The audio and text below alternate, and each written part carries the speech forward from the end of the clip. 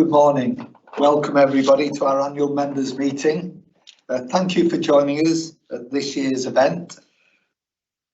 I think I'd better start by just pointing out that all of us will realise that the past few months, last 2 years, have really been a really unusual time, both in the NHS and in our domestic lives.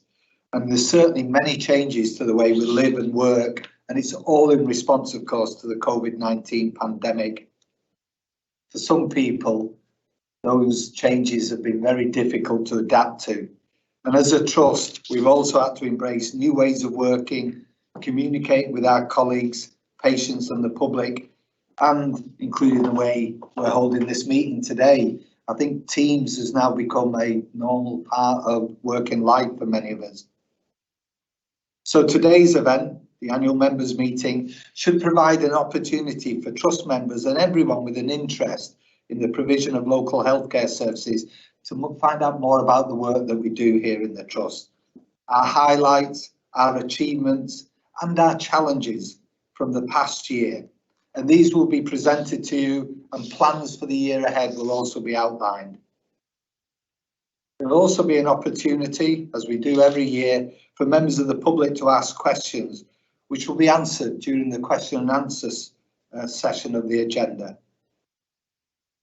Can I bring everybody's attention to the chat functions? And all attendees can use these if they want to ask questions during the meeting.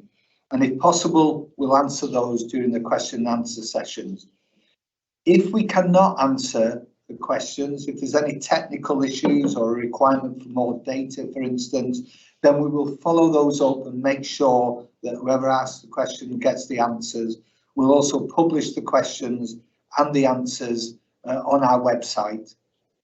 That also includes the fact, unfortunately, if we run out of time during the Q&A, so we'll make sure that questions who haven't had time to be answered will be put out, and we'll provide the answers on the webpage. We will try, though, however, to answer as many questions as possible.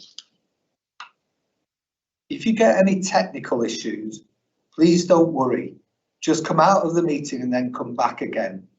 If that happens to any of the presenters, again, don't worry. The presenter will be given the technical support, and you might find that the camera may revert back to me or other members of the AM, and we will continue the meeting until such time as we can get back to whoever's having technical problems. So please don't worry about that. Thank you once again for your continued support during the past 2 years and for joining us today. I'm going to commence the meeting now formally by handing over to Aaron Cummings, our Chief Executive, who will provide an overview of the annual report for the period 2020 to 2021. Thanks, Chair. I'm going to start my section, folks, just with a short video so we can remind us of the highlights of the last 12 months, and then I'll say a little bit about the annual report.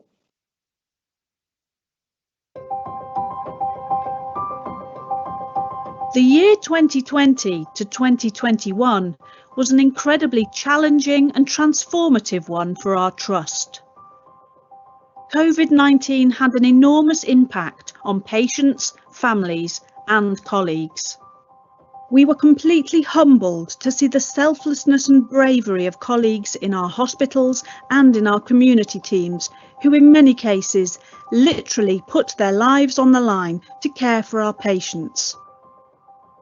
Right from the start, we transformed how we delivered services both in our hospitals and across our communities, creating a COVID-19 command centre, new hospital wards and alternative locations for our teams.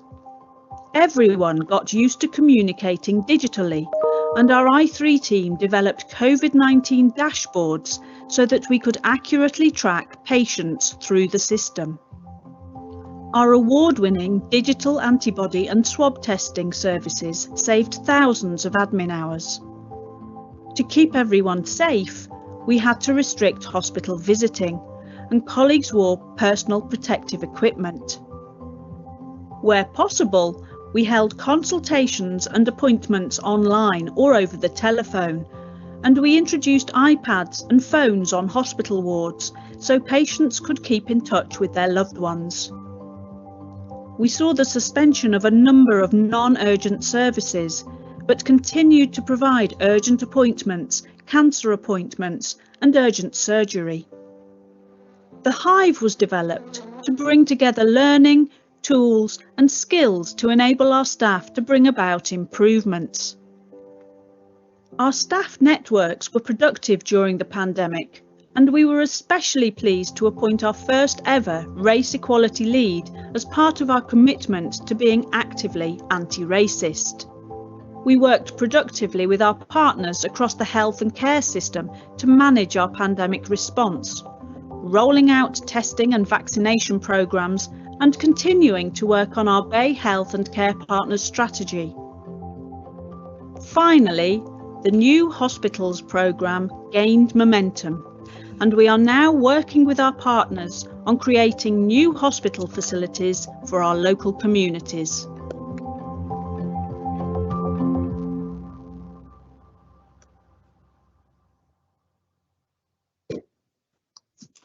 Brilliant. Thanks, folks. So only a short video, but a reminder, even now for me, having kind of led through the last 12 months and helped produce the annual report, it's a start reminder of how different the last 12 months for us has been as an organisation and as a group of communities.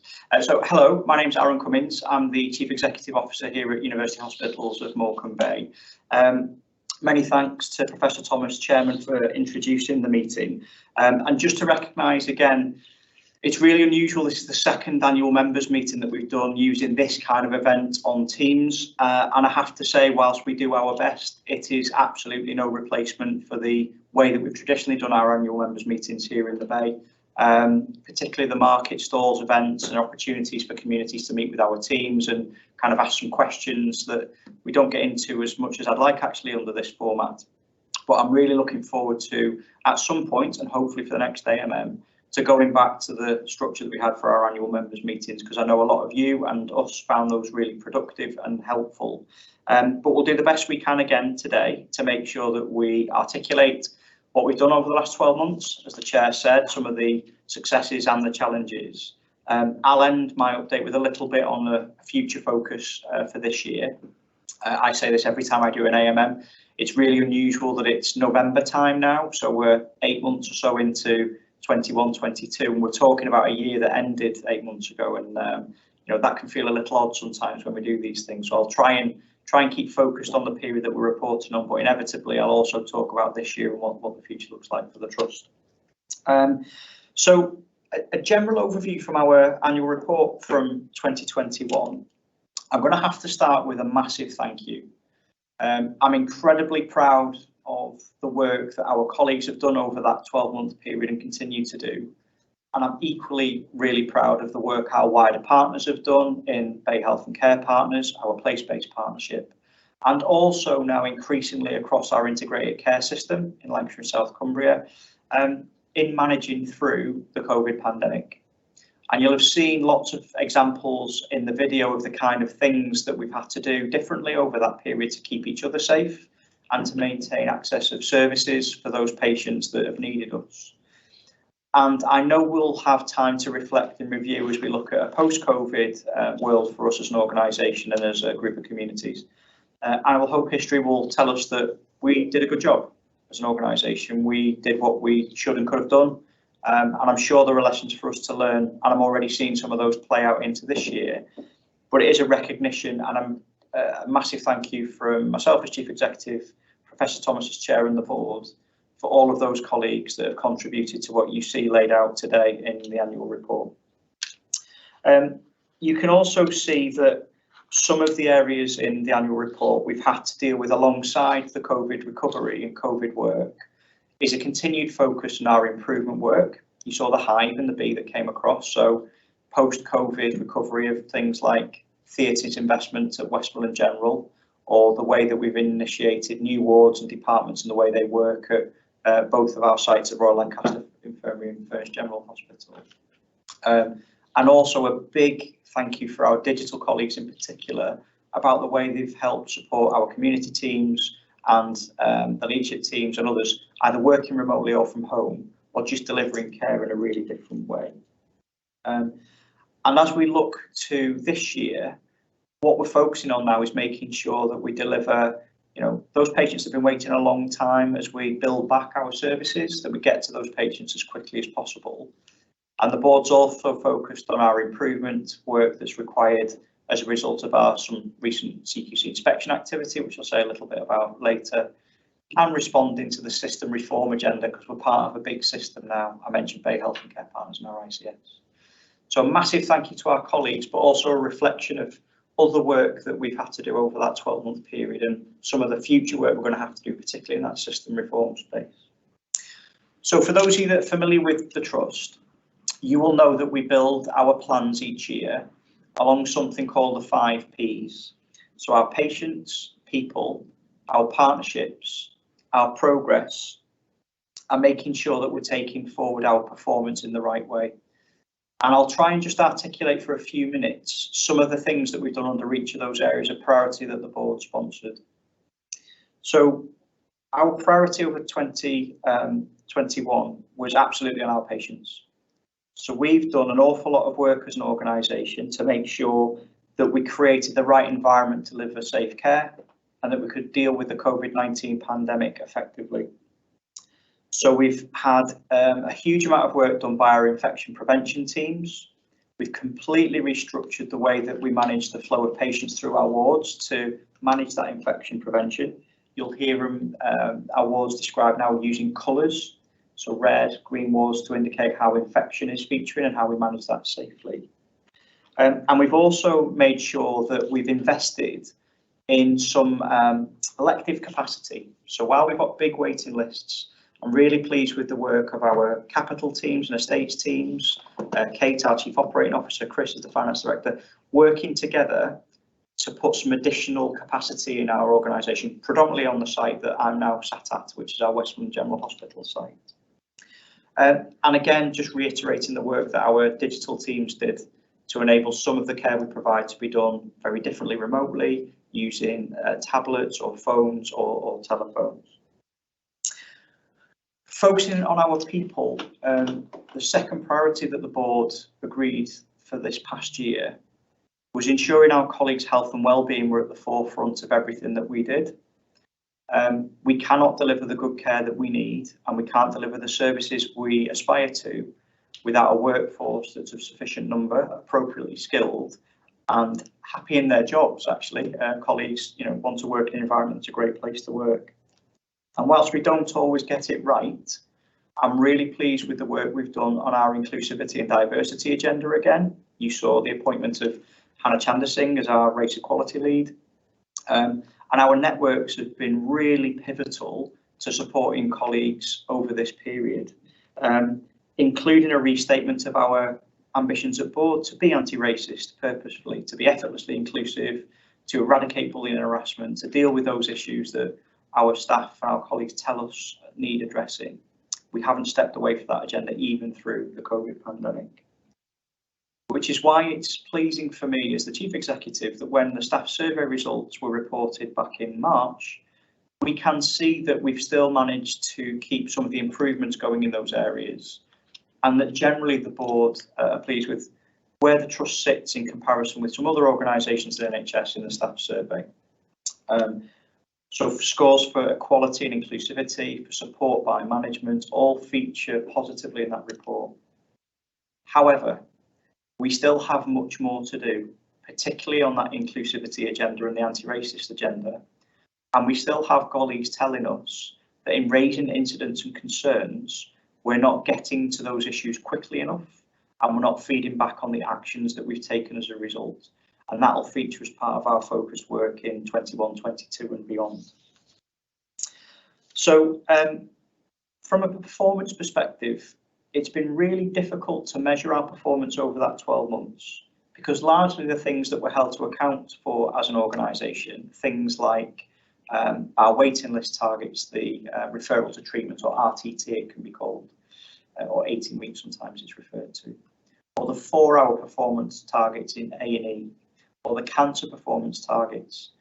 I think it's fair to say that the pressure that the COVID pandemic has created has meant that as an organisation, whilst our colleagues have worked very hard to do what we can, our performance against those metrics are not where we would want them to be. So we've managed to change the way we work. We've moved things like our cancer services from the Lancaster site to Westmoreland. We've extended our theatres capacity here at Kendal so we can continue to deliver surgical interventions, day case interventions for patients. We've changed a lot at the Royal Lancaster Infirmary site in something called our Medical Unit 2 building and Medical Unit 1 to create new wards and areas that are more conducive to good quality care being provided in that infection prevention control environment.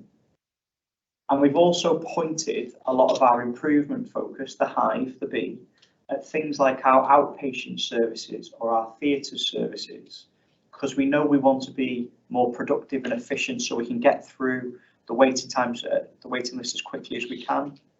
It's a constant conversation with our board about how quickly we can see patients and what more we can be doing to reduce waiting times. And I know that will continue through 21-22. We also, as part of our performance framework as an organisation, have been part of a system improvement board. So we have our own improvement board or improvement group that reports to our board of directors, predominantly focused initially on our urology improvement work, which again at our last AMM I mentioned the urology report, which is due later this year. So we set up a group to oversee some of that improvement work. But increasingly, that's expanded both with our regional colleagues and the board here to oversee a larger proportion of some of that improvement focus. So either improvements required after our CQC inspection, we've closed off a lot of the urology actions now over that 2-year period. Anything around any other services that need improvement now get featured under that system improvement board. And that will remain our focus over this next period whilst we make sure those improvements are being sustained and we can demonstrate the outcomes that have changed as a result. From a partnership perspective, this is something that the board is clearly focused on, gets benefit from, and also contributes to. So I talk about partnership at a number of levels. So either the Bay Health and Care Partners Partnership, that's our place-based partnership, used to be called an ICP or an Integrated Care Partnership. And that's ourselves, primary care, CCG, local authority, mental health, community teams, the voluntary sector, all of those bodies that have a responsibility for health and care delivery coming together. And I have to say that the work we've done together over that 12-month period, particularly around COVID, either through mutual aid, helping each other out, being there at the end of the phone for each other as we work through some really difficult issues like vaccination programs or infection prevention or bringing services back. Or some of the work that we've done on future planning and how services need to improve have all been driven not just by UHMBT, but through our partnership work. And that now increasingly applies to the work we do in our integrated care system. So over that last period, we've established a provider collaborative board. So the hospitals in Lancashire and South Cumbria come together more regularly now.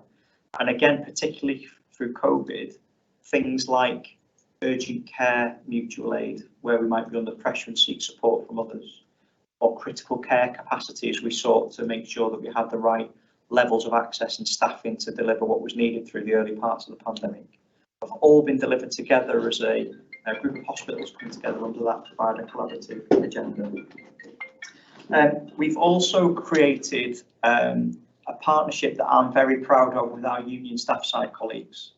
So increasingly, as we develop our improvement approach or recovery support, or the way that our organisation is going to develop into the future, through our staff side chair, Ben Maiden, and Karen as Thompson as the deputy, some of the work we're starting to build together on how we approach that and engage with our colleagues and teams across the Bay is a partnership approach that is going to stand us in good stead over the course of the next 1 to 2 to 3 years as we continue that improvement agenda.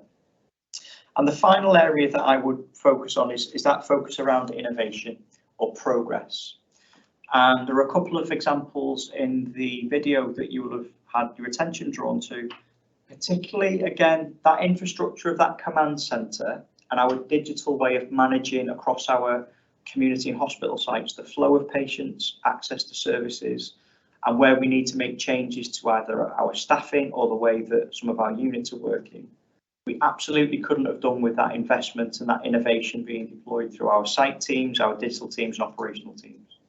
And I know whenever anyone comes to see that kind of facility, people are really impressed with the way that connects with wards, it connects with outside of hospital, with primary care, something I'm very proud of, and will be retained as part of the way we work as an organisation long into the future. You will also have seen our award-winning approach to testing and recording of testing and audit. That was subject to a national award, the NDL Awards most recently, and a £500 contribution to our charities, which is great. But that's meant that as we deploy vaccinations and testing, this structure that's been established again with our digital teams and occupational health has meant hundreds and hundreds of admin hours in supporting that has been reduced, and allowed those colleagues to make sure those hours are deployed back into frontline support or supporting colleagues with their health and wellbeing, particularly in the occupational health team. So that's as much as I was going to say about the past year. I'm just going to end with a couple of messages for the year we're in now, 21-22.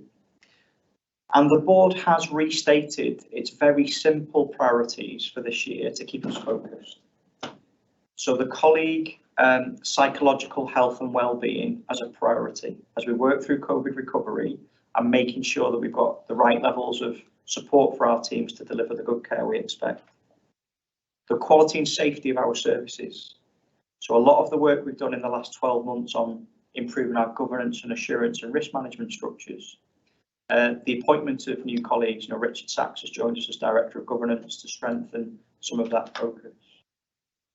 And the way that we've now changed the way we do things like incident reporting or reflective learning for teams, or how quickly then we look at thematic issues around quality and safety to focus our improvement attentions in the right way. I'm really pleased with how that's developing and look forward to saying a bit more about that at next year's AMM. And then the improved financial performance and transformation of services. Very proud again that our organisation, despite being in financial difficulty, delivered on its financial targets again in 2021. We've just delivered what's expected of us as an organisation for the first half of 21-22. And again, Chris Adcock, who you'll be hearing from in a moment, who's joined us as the Finance Director and Deputy Chief Executive, an approach to building a financial improvement programme that has quality and safety and transformation of services at its heart, using the Hive and recovery support structures. It would be remiss of me not to mention, finally, the pieces of work that we've had done as an organisation in the first half of this year, particularly the CQC inspection that happened in April and May, of which we received a report in August, which disappointingly highlighted some areas that we need to continue to focus on to improve. And we haven't sustained the levels of improvement that we've made in previous inspections.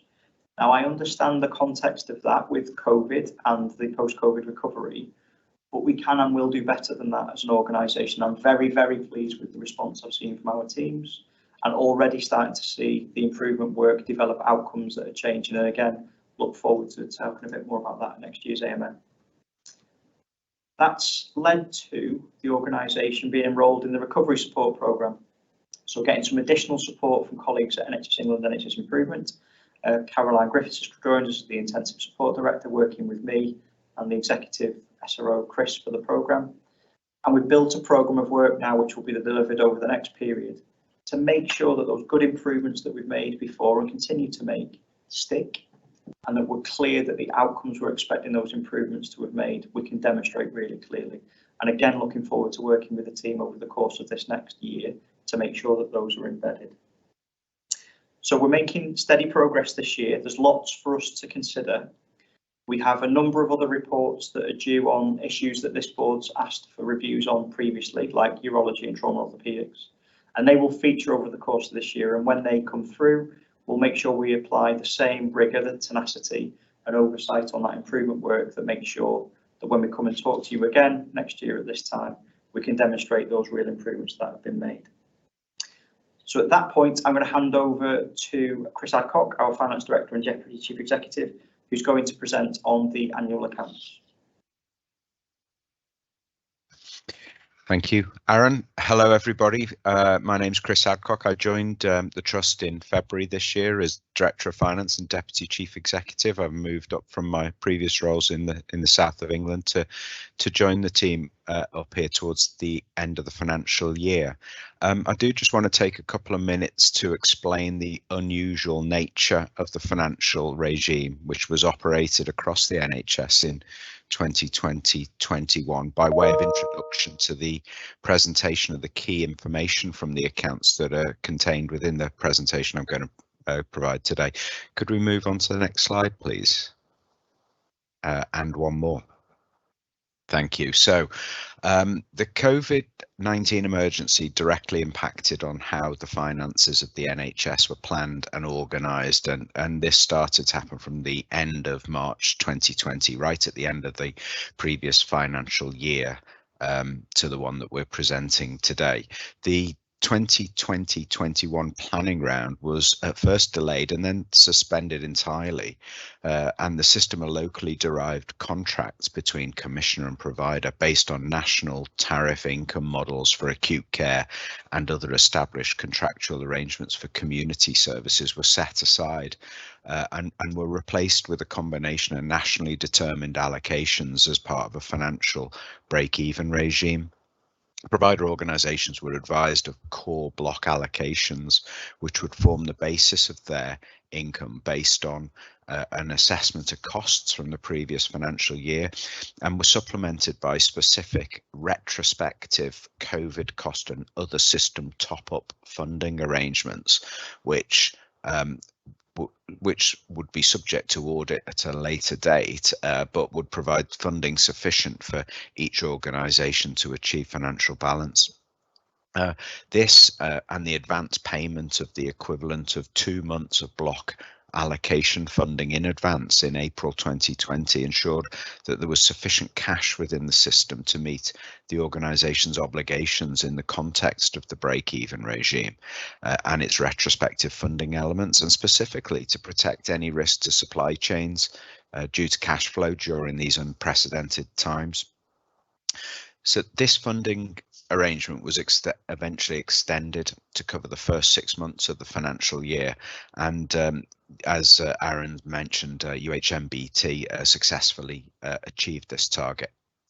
The second half of the year was also subject to a very limited planning process, and indeed it was very late in the day that we received confirmation that the provisions of the financial arrangements in place for the first half of the year would be largely extended into the second. There were some changes, including additional conditions in respect of the hospital discharge programme and also a move away from unlimited retrospective top-up arrangements. At this point, we saw further reinforcement of the role of the integrated care system. Systems were given allocations in advance in respect of some of the previously retrospective funding arrangements, and were tasked with the distribution and the planning of the deployment of COVID cost funds, growth allocations, and the system top-up funding, in addition to the centrally determined block funding allocations. Each integrated care system was expected to achieve financial balance in this context, with organisational balance requirements non-mandatory so long as this was within the context of the achievement of system financial targets. Therefore, the accounts contained within the annual report were very much made up of two halves, and are specifically the product of a funding regime and a value of allocation that's quite unlike any in the previous financial years, reflective of the unprecedented emergency situation within which the NHS was to play a vital and central role. So I think it was important to be able to describe this because of the way that we're presenting data later on in this presentation. So the key messages with the Trust financial report for the year are therefore the achievement of balance. The Trust was able to report successful achievement of its financial targets for the second year in a row. I recognise that the difference between actual outturn and the NHSI reported surpluses may not be immediately apparent to everybody, but I will return to that in a moment.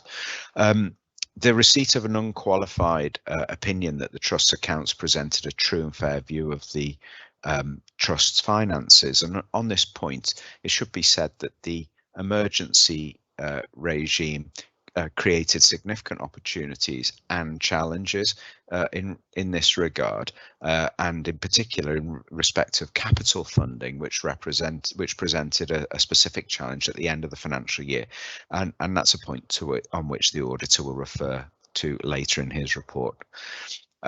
All NHS organisations were directed to focus their attention on responding to the COVID-19 emergency, and therefore the efficiency expectations were largely suspended, and that's the reason that you see a relatively low level of saving achieved in the report, 2.3 million. And these savings predominantly related to initiatives which were already underway prior to the emergency period. The trust also received significantly higher than usual capital allocations, and one of the capital challenges faced during the year was the receipt of these significantly increased allocations and the requirement to rapidly mobilise and deliver some major capital schemes at fairly short notice, with the complex challenges of lockdown, social distancing and other supply chain issues to contend with.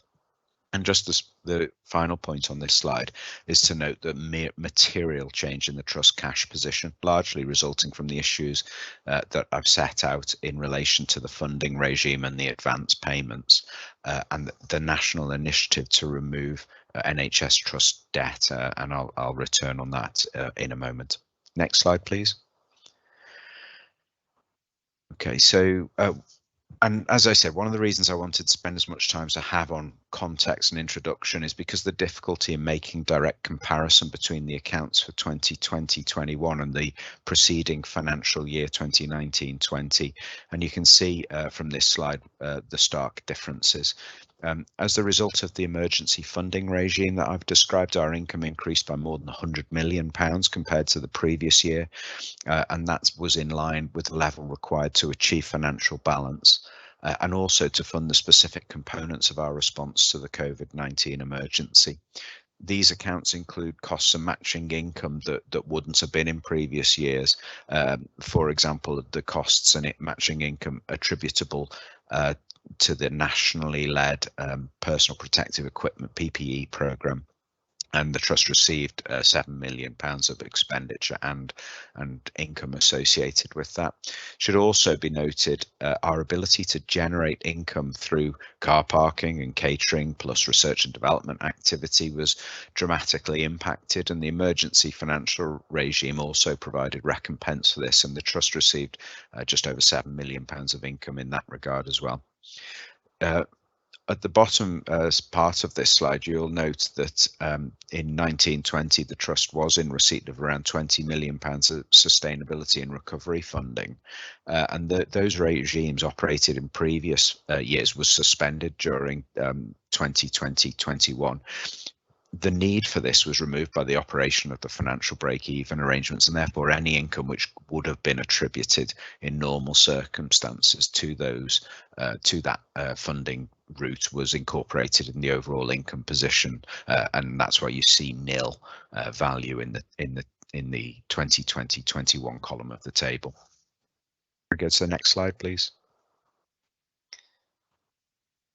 So this slide shows a much changed balance sheet position for the trust, with non-current assets increasing predominantly as a result of the additional capital investments made during the year, and also the product of our annual revaluation programme.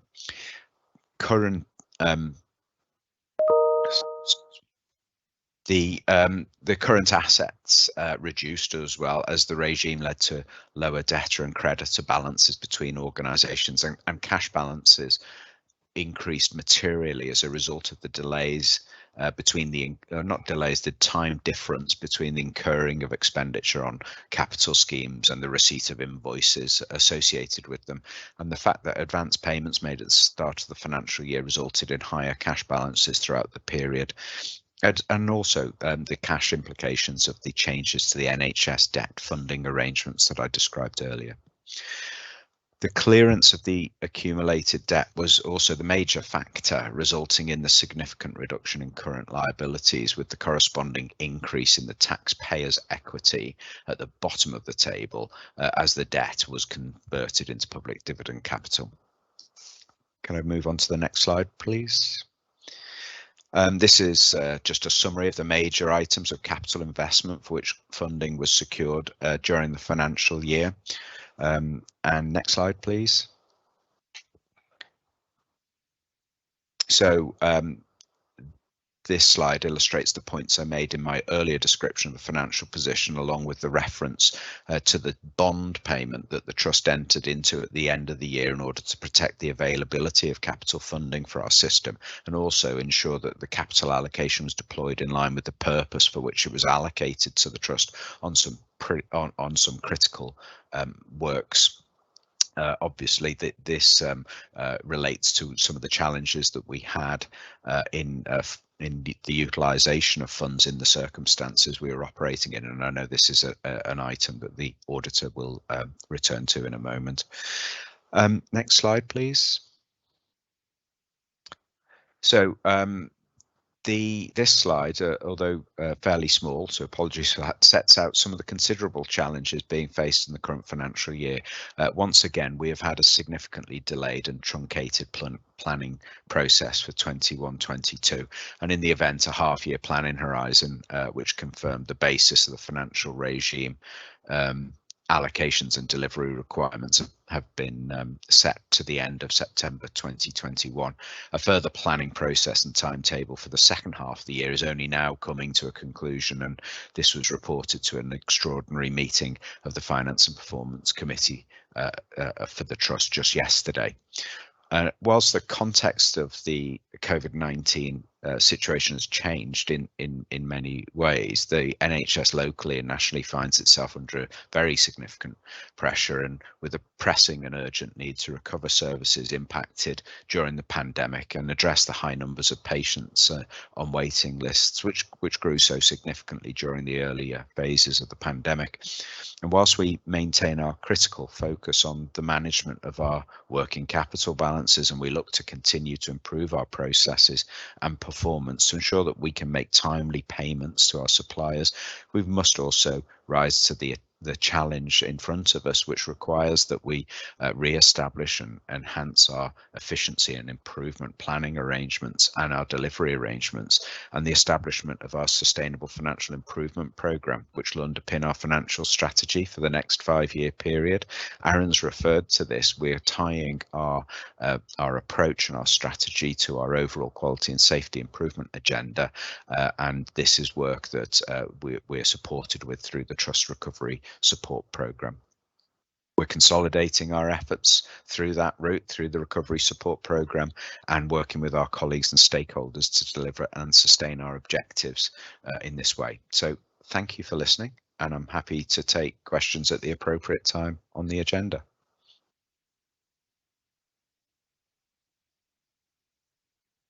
The agenda now moves us to the report of our external auditor, and Gareth Kelly from Grant Thornton will present that report.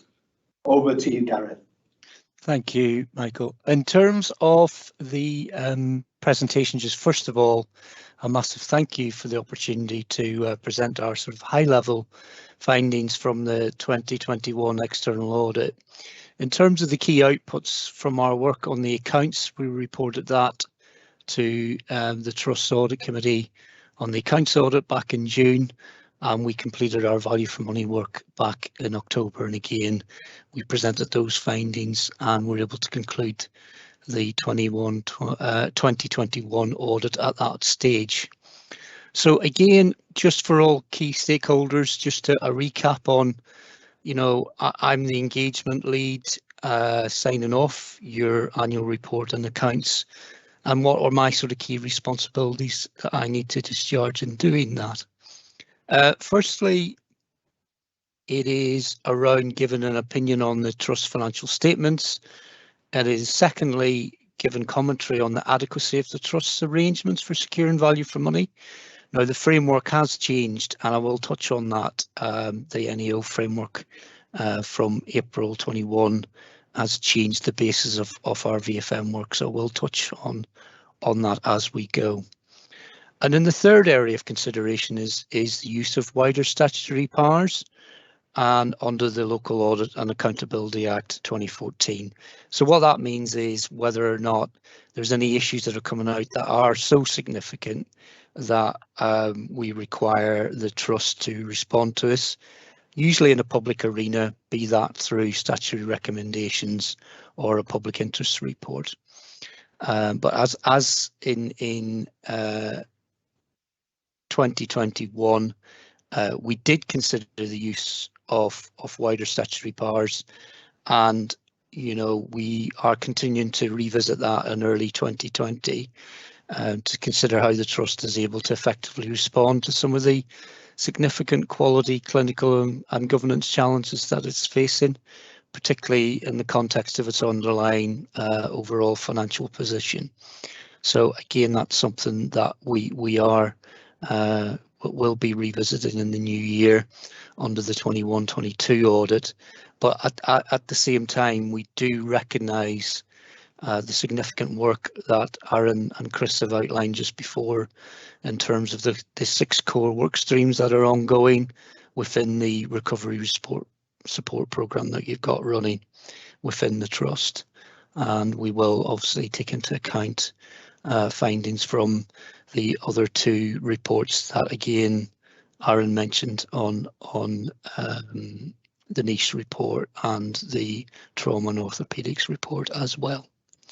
So in terms of just, if we can move on the slides, in terms of taking each in turn, just briefly, the financial statements audit, as in previous years, those of you have heard from us in previous years that the accounts, I'm pleased to say, have been produced to a very high standard, good compliance standard, and the audit process again was by and large very smooth this year. And I'd like to thank management and the finance team, particularly Chris and Jane, for making that happen.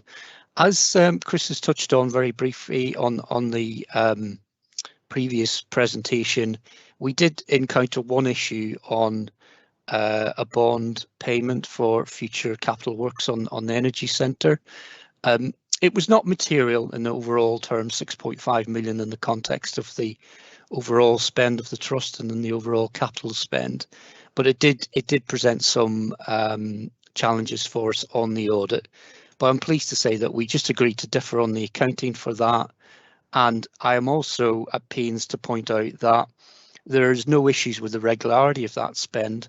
It was spent on the right area. It was more about the timing and the accounting, and that there was no value for money implications either in terms of that spend. It was, as Chris mentioned, a very critical piece of capital works that needed to be completed on the Energy Centre, and in no small part, some of that was down to very late allocations from the centre. And I know that the trust and ourselves have both made representations back to NHSEI on that in terms of helping you to manage your capital programmes going forward, that more time is needed on some of these matters. So very pleased to say that the accounts opinion was a clean one, so we give a true and fair view, and it was an unmodified opinion.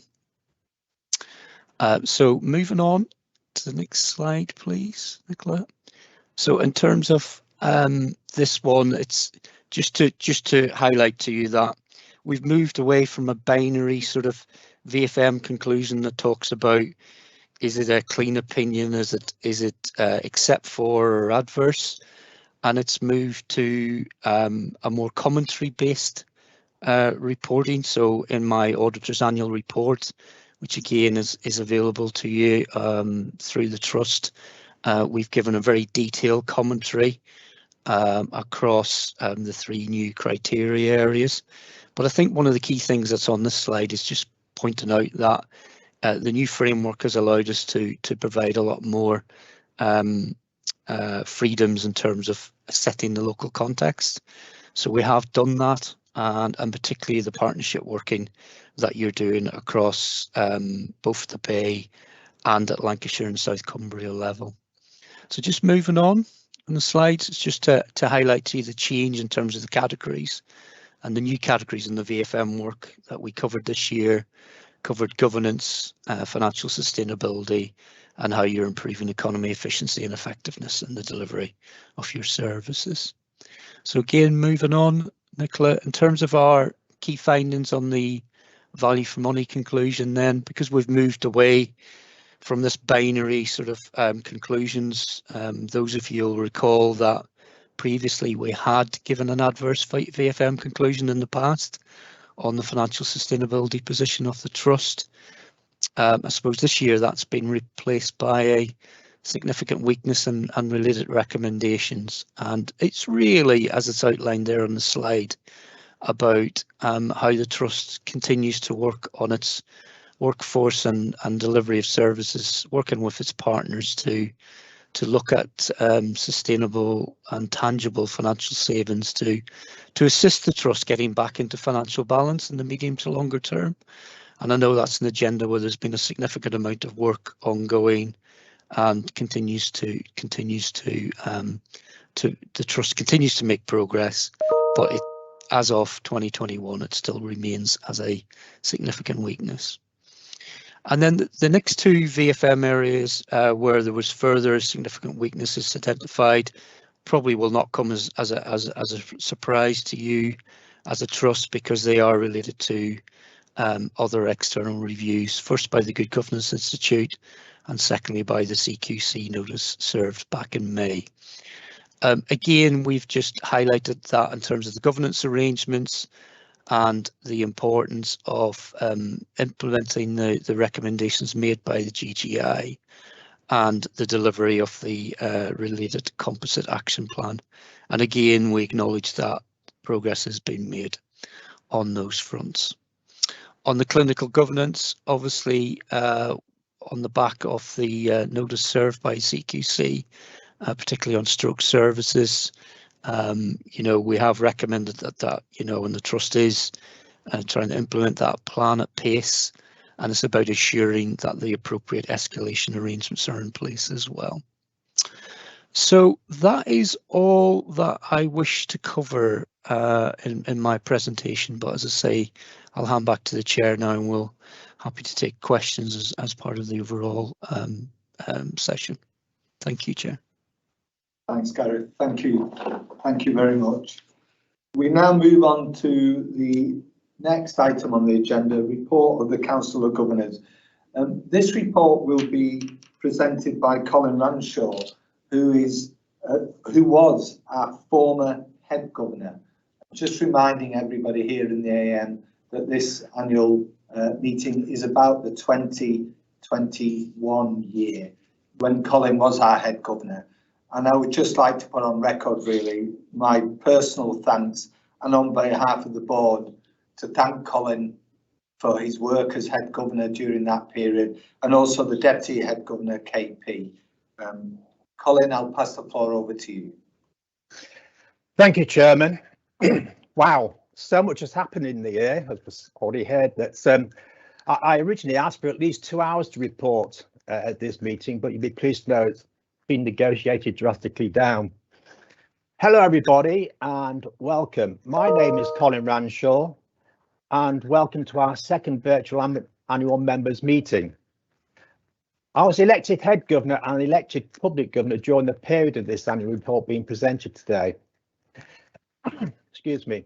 This virtual annual members meeting does not allow us to have our usual display stands, showing the excellent work that the trust departments do, and being able to invite the voluntary charity sector to join us, exhibiting the fantastic work they do supporting health and social care and community. We miss this connectivity, we really do, and hopefully we can return to some degree of normality in the not too distant future. The voluntary sector and volunteers have been tremendous with all the help and support they have given our communities during 2020-21, and this has been well articulated by Aaron earlier today. The Council of Governors full report is in the annual report, which is available on our website, and it starts at page 108 to 119, which gives more detailed information. But in summary, the Council of Governors comprises a total of 32 governors, 24 elected governors, 17 from 3 public constituencies and 7 from the staff constituencies and 8 appointed governors. Currently, there are 4 out of 8 appointed governor vacancies, 2 out of 7 staff governor vacancies, and 1 out of 14 public governor vacancies. All governors have equal responsibility, and it is the Council of Governors as a whole that has the responsibilities and powers in statute and not any individual governor. Due to the COVID-19 pandemic and lockdown restrictions in 2020-21, the Council of Governors agreed not to hold the elections for that year and to extend by 1 year the terms of office for those governors who had come to the end of their 3-year term. We did, however, have 1 resignation from Alison Dixie, appointed governor from Cancer Care, due to the increased demands on her work with Cancer Care. On behalf of the Council of Governors, I want to thank Alison for her commitment and the very positive contributions made as a governor.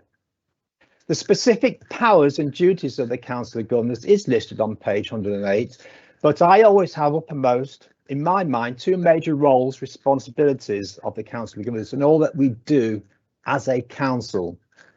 1, we hold the non-executive directors individually and collectively to account for the performance of the board of directors as a whole. And 2, we represent the members of the trust as a whole, along with the interest of the public. So how did we do in 2020-21, considering the challenges of COVID-19? Naturally, our focus was one of supporting our trust in delivering high quality health care safely during a very challenging year. We were acutely aware of the immense pressures that all our staff were being exposed to, and were concerned for their health and well-being throughout. The camaraderie of our staff shone out, and they worked tirelessly to rapidly adapt to this situation. We do have about 8,000 staff, most of whom are not in the mass media lens. But on behalf of the Council of Governors, I would like to say a great big thank you to all our staff. And some of these will include not only our clinical frontline staff for having to wear PPE, personal protection equipment, during extended working shifts, medical, nursing, physiotherapy, radiography, pharmacy, occupational therapy, to name but a few. The Estates and Facilities Department undertaking in a short period segregation of wards and departments, etc., into COVID-19 and non-COVID-19 areas, installing new oxygen outlets, additional ventilation, signage, Nightingale emergency wards, extra portering and specialised cleaning workloads due to numbers of patients and increased amount of contaminated PPE and other special waste disposed of. Our catering staff and those staff who transferred from their normal environment, who were flexible enough to undertake any task asked of them elsewhere in the hospital. The IT staff who made working remotely possible at rapid pace, and all the staff who had to work from home and adapt to home working. Thank you, a big thank you. But thank you to our leadership for making this happen and supporting our staff, also with free car parking and discounted staff meals during the crisis. Of course, naturally, I must be guilty of missing many out. For that purpose, I apologise. But thank you one and all from the Council of Governors to you, our staff and our NHS. You are our NHS. For our part, we followed advice from NHSEI and reduced our demands on senior staff and reduced formal meetings. But in order to continue our statutory role and get the level of assurance and undertake the level of scrutiny, we worked differently, used MS Teams. We did manage to have 4 full Council of Governors meetings and 2 joint meetings with the Board of Directors virtually. We held regular briefings on COVID-19, the integrated care system and the new hospital proposals. I attended all executive board meetings, being the major conduit between the Council of Governors and the board. We held bi-monthly meetings with the chairman, head governor and deputy head governor. And the chairman held monthly constituency meetings to keep governors informed. We had several meetings of the nominations committee, one committee that we had to continue in terms of statutory role, and the committee undertook the appointments of Professor Rachel Isbah and Dr. Hugh Reeve as non-executive directors, the reappointment of Adrian Leather and Liz Sedgley as non-executive directors, and a review of non-executive director and chairman's remuneration. The non-executive director appraisals led by the chairman and head governor and the chairman's appraisal led by the senior independent director and head governor were carried out. The governors who chair the Council of Governors subgroups continued to attend the aligned board committees, which allowed a full and free flow of information. Communications and engagement with our membership and the wider public has been a challenge. Some virtual seminars were held, but we have had regular updates on the current situation within the trust. Now, if I may, some personal reflections. I have now completed 2 terms of office as allowed by the Constitution as a public governor, and for about 6 years I have been head governor. The relationship with the Council of Governors within our trust has positively evolved over that period, being supportive but still challenging and scrutinising the board of directors within a mature and mutual relationship, allowing the necessary assurance we require. I have experience in the NHS, like many of us, as a patient and for 35 years as a hospital pharmacist. My job as a pharmacist was very patient and product centred, and safety and quality were my focus. I had little direct contact with the executive boards. My experience over the last 7 years with UHMBT as a governor has made me aware that we have a board that is, and if I can use these adjectives, is committed, honest, open and transparent, passionate and compassionate to staff and patients. That is a personal reflection of what I have witnessed over 6 years. Thank you. But we have challenges. The board have challenges from finance, HSEI, CQC and other statutory bodies, local MPs, local councillors, the local and national media, and quite rightly from our patients and public. But the board's focus, like mine as a pharmacist, is the patient, along with safety and quality. We are fortunate to have a board of this quality with excellent leadership. It's been a privilege and an honour to have been associated with the board in my capacity as head governor, and I feel very proud of what we have.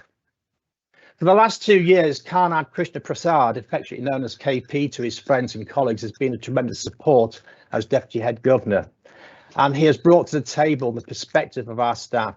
Thank you, KP. And KP has also completed his maximum 2 terms of office. The future, well, in the short term, we all know that tough times lie ahead, and it would be foolish of me not to recognise this.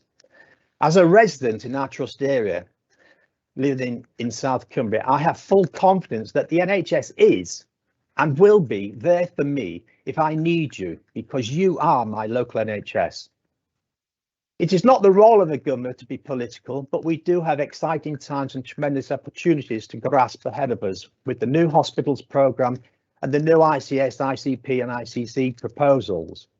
This is our NHS to serve the needs of our community, and we will have the opportunity to shape this. My plea, please get involved. Become a member of the trust. Volunteer with the trust. Become a governor. We need you, young as well as those a little older. Apply to become an executive director. Respond to consultations. Join your local ICC, GP patient panels and get involved in the voluntary sector. It is your NHS. You have ownership. You can direct it. Finally, I would like to say thank you for the personal support I have had from the chairman of our Council of Governors, Mike Thomas, the company's secretary's office and staff, particularly Olivia, and from all our governors who give their time freely as volunteers. I wish the new Council of Governors and the new head and deputy head governor yet to be elected successful terms of office. Thank you, Chairman. Thank you, Colin. Thanks very much. And thank you for those words at the end as well. And before I move on to the question and answer session, I'll just check with the Chief Exec and then the Finance Director if they wish to say anything on the first half of the agenda Not from me, Chair. No, Aaron, thank you. Chris? No, thank you, Chairman. Okay. Then I'll move on then to the next part of the agenda, which is the Q&A session. Members of the Trust and the public have been asked to submit questions in advance of the meeting. The questions are shared amongst those relevant executive team members so that it can provide the necessary detail to answer those questions. I will ask Paul Jones from our Office of the Company Secretary to bring our attention to any questions outside of those that has been handed to me this morning. So we'll start to work through those. I will direct some of the answers towards the Chief Executive, and he will then orchestrate his own executive members to respond as appropriate. So I'll start with the first question from Mrs. Margaret Arts. The question says, with the urgent need for hygiene in the Trust premises and the cost to heat water, why are regulators not set to ensure the proper hand washing facilities used and comfortable temperatures are provided? Margaret, we have had a very technical and detailed report on that from our estates team, which we will publish on our website after this meeting, because it's all about complying with various regulations. I won't read them out, but HTM04, HSG 274 is two of them. There's a thermostat mixing valve requirement, which sets safe water temperatures for everybody who uses our water supply. There are also devices that mix cold and hot water prior to them coming out of the taps, again to ensure safety. And there are various regulations and requirements about the water temperature where there are young people or vulnerable adults who may use the water supply unattended. So the various technical responses will be put forward, but just to tell you that there are regulations around setting the right temperature and that the Trust do follow those regulations. And I'm sure when you see the answer, if you have any follow-up questions, then the Company Secretary's office will make sure those questions are given to the right people. Questions from governors sent by Mr. David Wilton. The first question concerns the urology NHSEI niche investigation, and the second one is the trauma and orthopaedic NHSEI / Royal College of Surgeons report. Both questions relate to when is the current estimate for the niche report being published, and when is the current estimate for the trauma and orthopaedics report to be published? And I'll pass over to our Chief Exec to respond. Thanks, Mike. So I'll cover both of those questions, Mike. So I mentioned in the introduction for 2021 that we're awaiting the independent review of urology services here at the Trust. Now that followed 2 years ago, this board receiving notification of a book that had been written by an ex-colleague of ours, Mr. Duffy, which we've talked about in public before at our board and at the Council of Governors. And at that point, the board asked for some support from NHS England, NHS Improvement, to commission an external review because the book contained a number of issues to be reviewed over a number of years. And it's been quite a journey, I think, in terms of producing that report and doing the work that's needed to review those issues properly, not helped by the last 20 months of the COVID pandemic. So the commissioners of the report, NHS England and NHS Improvement, have told us to expect that report later this year. So we'll be expecting to take that when it's released through our public board, and any recommendations we'll also do in public. So I understand that that is imminent. Would you like me to go on to the trauma and orthopaedics report, Mike? Thank you. So the trauma and orthopaedics review is commissioned by jointly the Trust and NHS England and NHS Improvement, and has been overseen and delivered by the Royal College of Surgeons. This followed 2 consultants of ours coming to speak to me as Chief Executive, raising concerns around a particular process that had been carried forward by the Trust 2 to 3 years ago. So initially, issues raised around the practice of one of our practitioners and some issues with the way that those issues had been dealt with at the time, not that the Trust hadn't taken action. The Royal College of Surgeons have come in to review not only the cases that were raised for concern, but the way that the Trust at that time took action and reviewed the issues that had to be investigated and the actions that followed. And again, we're expecting that report imminently. I would expect that to be later this year. And again, once that's been completed and the Royal College of Surgeons have produced the final report, that will also come through our public board, and any actions that we need to take that haven't already been taken will be addressed. Chair. Thank you. Thank you very much. Okay, then if I move on then to the next question, and again, I'm going to ask the Chief Exec to respond, or ask one of the relevant executives to respond. Have all Section 31 urgent conditions identified by the CQC been rectified? Thank you, Chair. So I'm going to ask Kate Maynard, who's our Chief Operating Officer and who has led with the Medical Director the actions taken to address those issues, to update on that. Chair. Okay, thanks very much, and good morning everybody. My name is Kate Maynard, Chief Operating Officer. The short answer to that question is really yes, we're making good progress, but not all are concluded yet. So if I can explain that a little bit more, following the receipt of the CQC Section 31 notice, we developed a stroke improvement plan, and this was designed to rapidly improve our stroke performance against a range of the SNAP standards, and that's the Sentinel Stroke National Audit Programme. And we had particular focus on the RLI, but we also were looking at FGH as well. We established a weekly stroke task and finish group, and that was chaired by our medical director, supported by myself. And that was really to manage and ensure the delivery of all of those improvements. So Section 31 notice, it required, in addition to the development and delivery of all of those improvements, a monthly progress report to the CQC. So to date, we've submitted 6 reports to the CQC, and these demonstrate that we're making good progress. Like I said earlier, we've still got some more to do, and that they're not concluded. So just to give you a taste of that, if you like, in the last report we reported to the CQC, we're able to evidence we've made improvements against all of the measures, and this is demonstrated through audit that we do and the pathway.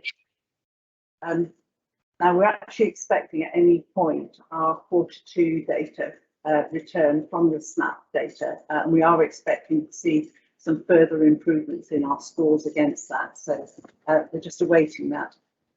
But there's some specifics within that CQC report that we last made was around the measure, for example, of the time for the patient to get to the ward. That needs to be within 4 hours, and the time that we're able to spend on the ward. And we recognise that Lancaster, for example, that we used to have a bigger ward, more beds in our ward. So we were able to report that we've made those changes. We now have a bigger ward, and we're looking to further expand that by further 7 beds by the end of this month, which is really good news. And there's a similar proposal over at Barrow about developing an acute stroke bay within the existing stroke ward. So these are all positive improvements that would really help with some of those measures. One of the other things we were able to report was about the improved therapy space for both sites. That's in progress at the moment. The estates work is underway at FGH and expected to conclude in December. And RLI, they've got some plans in place, they've got some temporary arrangements, but we're just working through the sort of permanent solution for them as well. So the update on this action plan is looked at and discussed monthly at the Quality Committee, and it comes then to the public board meeting. And the last update was provided at the end of October. Thank you. Thank you. Thanks very much. I'll move on then to the next question. Again, I'll ask the Chief Exec to direct it to the relevant executive member. But the question is, why is it that after numerous CQC inspections and over many years, the trust is unable to sustain a high level of performance?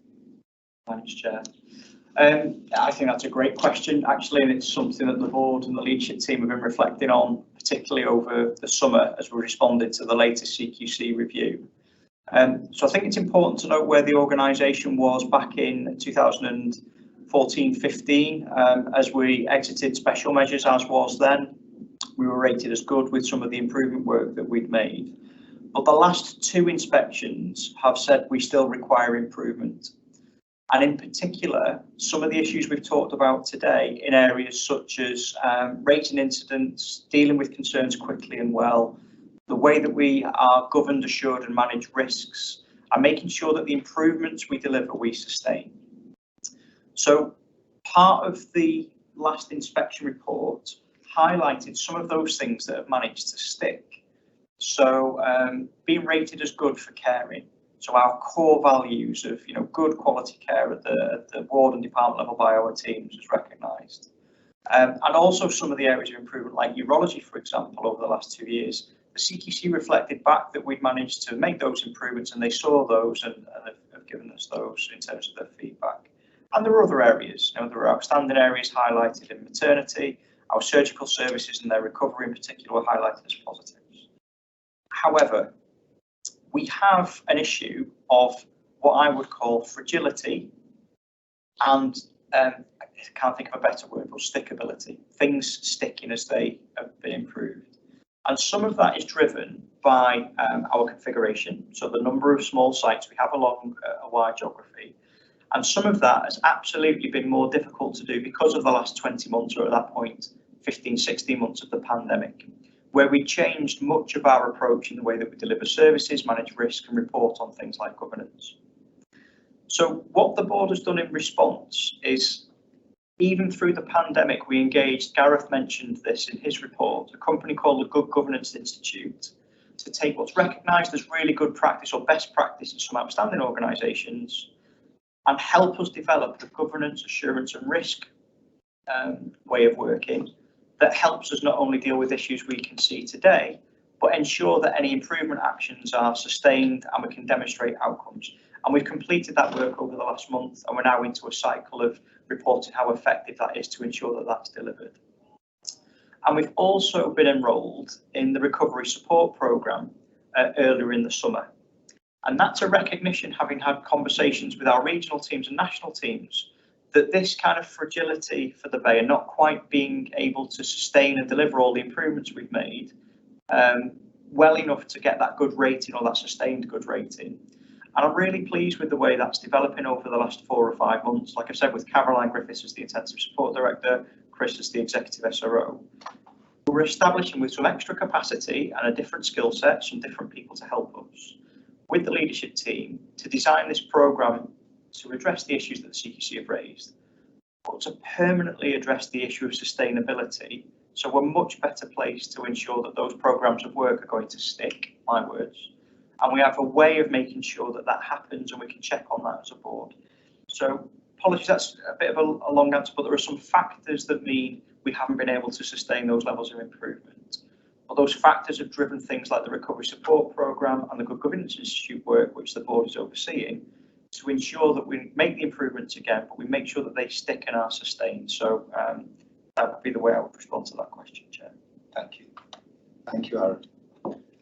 The next question we've got is, what concerns were raised by the non-executive directors prior to the CQC report and were these addressed?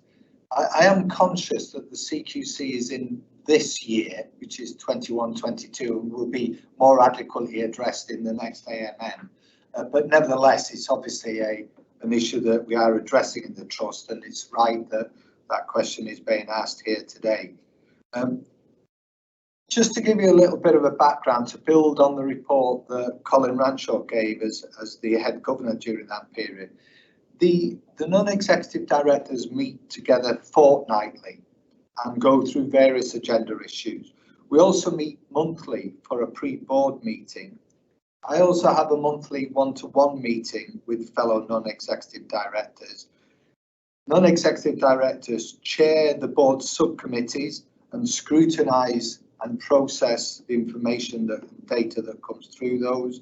And their subcommittee chairs report are provided monthly in the board. We also meet the governors via the Council of Governors, but also, as Colin said, through constituency meetings. And during the COVID period, we also met informally with myself once a month for 2-hour meetings where any questions could be asked. The governors also held the NED to account during the COVID period and carried out the required appraisals led by Colin Ranshaw as the head governor and myself.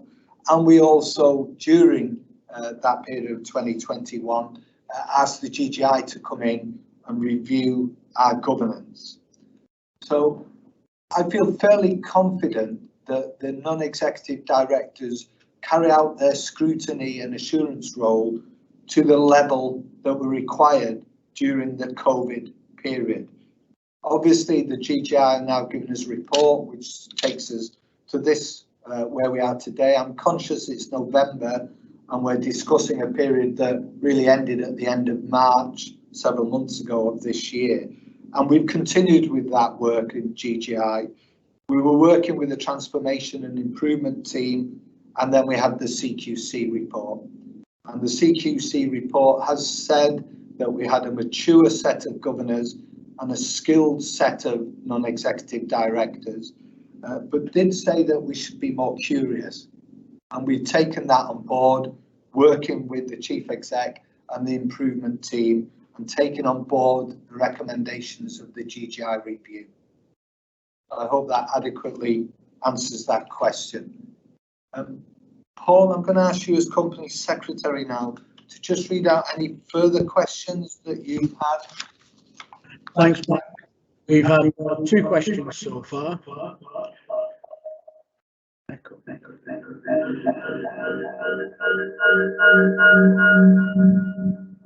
Give us 1 minute while we deal with this technical issue. First question is from Arthur Jones, and it relates to an item that was picked up earlier on, which is following the transfer of elderly care units to Med Unit 1 in the refurbished ward areas. What is the intention for Med Unit 2 going ahead? And I think Kate Maynard is aware of that, so I might be able to provide that answer, Mike. Kate, open the floor to you, please. Hi, thank you. So we're in the process of reviewing all of our site development plans in parallel with the new hospitals programme. So we had an estate strategy which had a number of services that would then go into Med Unit 2, but we need to be just checking that they align with whatever comes through the process that we're going through with the new hospitals programme, whether that be a rebuild, partial rebuild or refurbishment on the existing site or a new site. Because as you can imagine, depending which one of those we go for, we would be adjusting our site development plans accordingly. So at this moment, that is still being worked through. Thank you. Thank you, Kate. A further question then from Arthur, and it's regarding an issue which he has raised with you previously, Chair, and it's regarding the distribution of hearing aid batteries in Morecambe and Camforth area. He just wanted it to be known that this is now being picked up by the Deputy Chief Operating Officer and wanted that to be shared at today's meeting. Thank you. Thank you, Paul. I am aware of that. Thank you for that remark and opinion, Arthur. Very grateful. And I know, Kate, that your team are very, very quick at responding to Arthur's query from a member of the public and a service user. So thank you to your team for that. I have another question. It'll probably be the last one that we can take this morning, being conscious of the time. It's again from David Wilton. Why were issues such as Medical Unit 2 at the Royal Lancashire Infirmary identified as unsatisfactory at a QAAS visit not dealt with? What is the point of these visits if the report from them does not lead to action? Thanks, Chair. I'll take that one. So again, it's a really good question. So we do have an infrastructure of site visits, ward visits, walkabouts, where issues of the environment or staffing can be picked up. They're not the only way we do that. We have a 4 times a day site meeting that allows these issues to be picked up. So we paused the QAS visits, the quality accreditation visits through COVID, because of the risks associated with infection prevention, with people walking through the wards. But we've reintroduced a process of mini clinical service reviews through the summer on the back of the CQC report, which has been supported by NHS England and Improvement, to make sure that as we build back things like the quality accreditation and the site visits, which we will do now post-COVID, we get a snapshot of any particular issues that we need to pick up and address as an organisation.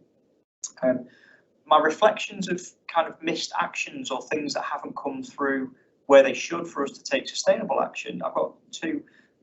One is it talks to the work we've done with the Good Governance Institute about how effective our escalations are, that when a report or some feedback lands, how good are we at keeping the discipline of not just saying, well, we've done it and it's received, but we take positive action, we feedback on what the actions have been, or in some circumstances where action can't be taken, we mitigate the risk accordingly, but we still feed back to the teams of the issues that have been highlighted and where they sit. So I'm looking forward to re-engaging in that process, and I know that the Good Governance Institute work that we've adopted and picked up will help address that kind of not missing actions or things that needed to be addressed being sustained and picked up. And I know we had a recent governors meeting where there was an offer from governors in support of the trust to, how can governors, non-exec directors help teams with the improvements we need to make? Those ward accreditations and the ward walkabouts and feedback is absolutely one way of doing that. Jackie Bird, our interim chief nurse, isn't with us this morning, and Bridget Lees, the incoming chief nurse in January, I know is an absolute sponsor of that way of working, and we'll be reintroducing that programme, which should stop those happening in the future. Thank you, Aaron. I want to say a few things in the closing remarks before we close the meeting, and Aaron, as chief exec, I'll ask you if you want to say anything at the end as well, if that's okay.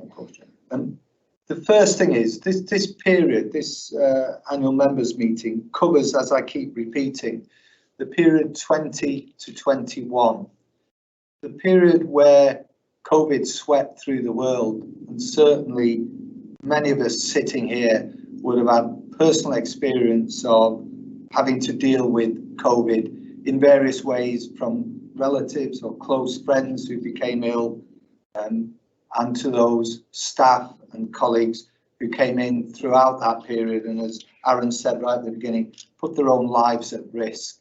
And I think it's right that in this year's annual members meeting, we need to remember those who lost their lives during COVID, and also just emphasise that our thoughts are with those carers and relatives who mourn and grieve for those who lost their lives. And it seems fitting at this time of year to say we will not forget, and we will do what we can to help those that are still with us. Our thoughts continue to be with those who lost their loved ones.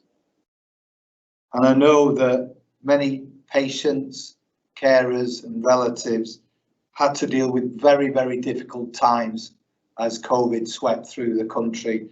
Hospitals could not carry out many of the planned operations. Many of the treatment programs couldn't be delivered as well or as quickly as they could be as the services dealt with the pandemic. And we know now that many of those patients, relatives and carers are in the system, coming back into the system, and for many people coming into the system for the first time. And we will do everything that we can in the Bay Trust to ensure that we have the services that can meet those demands. But I would like to just thank people for their patience and forbearance as we come back from COVID, hopefully, and we move forward with our recovery and improvement programme. It would be remiss of me not to thank all our staff who worked through COVID tirelessly, exhausted, without doubt. We lost colleagues to COVID. Many of us will know who they are, and some of you would have been close to them and their relatives. And staff still kept on coming in.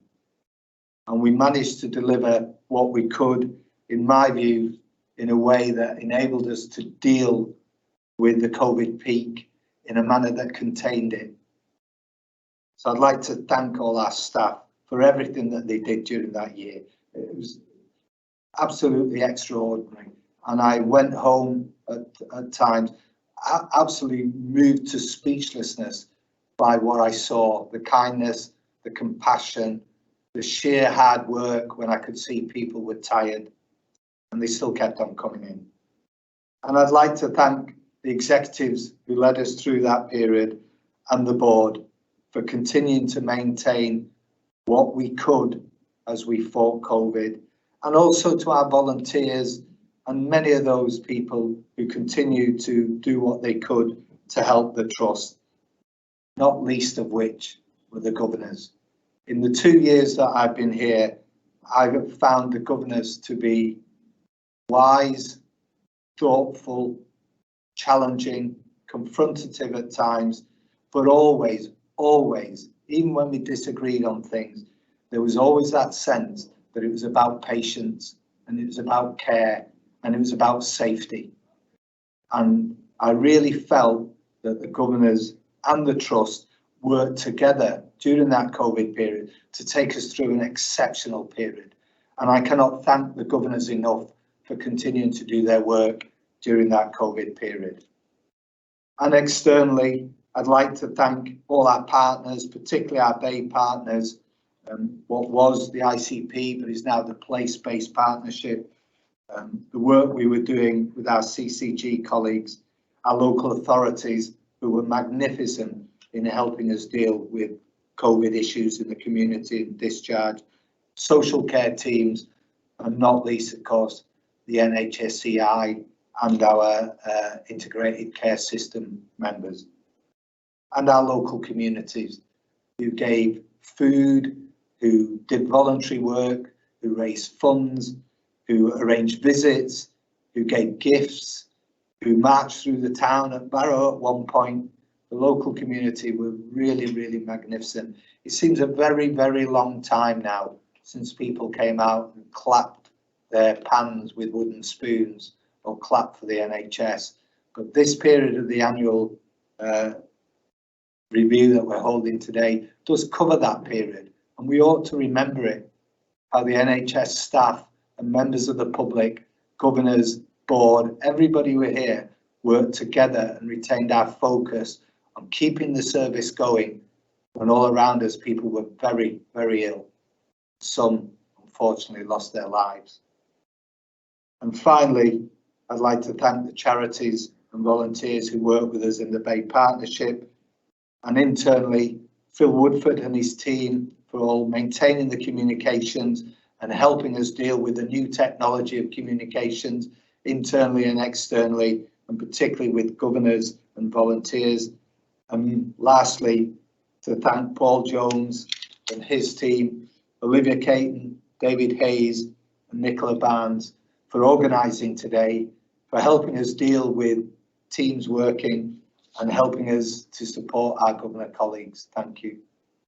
Thank you, colleagues. Genuinely meant to you. Thanks, Chair. Very difficult to follow that closing statement, Chair, so I won't. Only to say that I would echo the Chair's thanks and the pride felt, I think, by many of us who work in this trust about the work that our colleagues and communities have delivered over that period, and to recognise that moving forward, as we need to make changes together and focus on improvement, it's the same 8,000 colleagues that can apply the same level of integrity, tenacity, compassion and kindness that I know will mean that we come to the next annual members meeting, those areas that we've made commitments on in this year to make improvements, we will absolutely be able to demonstrate that when we meet again this time next year. So that's as much as I would say, Chair. Thank you. On that note, colleagues, thank you for attending our annual members meeting for 2021. Thank you to Gareth and Grant Thornton for your report as always and the work you do with us. Thank you to colleagues who presented, Chris and Aaron, yourself as well, Kate, for answering the questions, and the exec colleagues I see there who are ready to answer questions. David, thank you. I'll now formally close the meeting at 11:31. Thank you again and see you all again soon. Bye for now and look after yourselves. Cheers, folks.